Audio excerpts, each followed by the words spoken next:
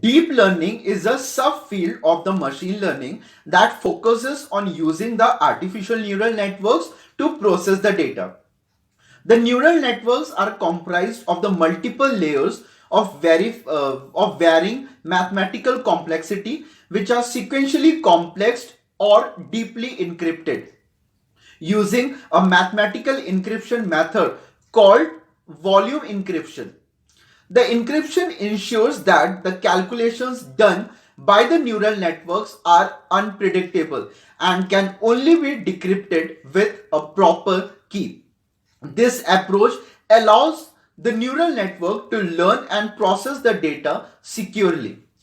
Deep learning has been applied in the variety of fields, including computer vision, speech recognition, natural language processing, and finance.